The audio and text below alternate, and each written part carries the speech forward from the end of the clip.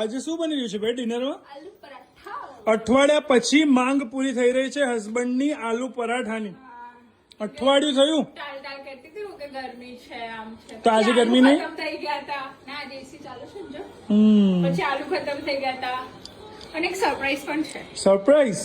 હા મસ્ત સરપ્રાઈઝ છે. કહું એ શું? વણવાના તારે જ છે. Sorry dear. સોરી હસબન્ડ વણતા નથી આવડતું. ચાલ આ તો તને શીખવાડે થઈ જાય ચાલ. આમ વણવાનું.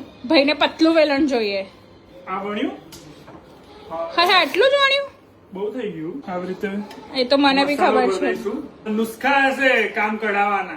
ના મને વણતા નહીં ફાવતું ને ગોળ નહીં થાય ભાઈ. ચોરસ આલુ પરાઠા ખાવા. હા હું તો ચોરસ ખાઈ લઉં એમ. પુરોહિત પરાઠા વણે ને તો એકદમ પતલા પતલા વણે છે એટલે મને તારા હાથના વધારે ભાવે છે. તો મારા આલુ પરોઠા ફેમસ છે ભાઈ. હા. પતલા હાથે વણવાનું. તમારા જાડા હાથ છે થોડા. એટલે ફાટી જાય છે. ગુલ્લા કરતા મોટો મસાલો ભર્યો. બધો મસાલો ફાટીને બહાર. મસ્ત પરાઠો બને. શું તો નાખો. હા તો હા કર કર. મૂર્થલ જો.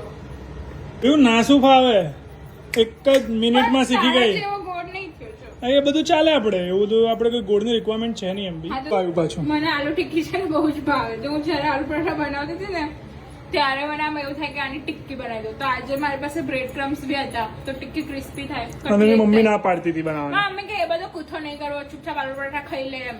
પણ આજે આલુ પરાઠા બનાવ્યા પછી હવે આપણે આની અંદર બ્રેડ ક્રમ્સ ઉમેરી દીધા છે જેનાથી એકદમ ક્રિસ્પી થઈ જશે. ટિક્કી બની એવી ખાલી થઈ ગઈ. જોયું જોરદાર બની. પરાઠા કરતા બી જોરદાર. ટિક્કી સરસ લાગે છે ને. થેન્ક યુ કે મને થેન્ક યુ વોચિંગ સ્ત્રી 2 બુંદિયાળ મૂવી જેનાથી મારી યુટ્યુબ ચેનલ ગઈ હતી પહેલી.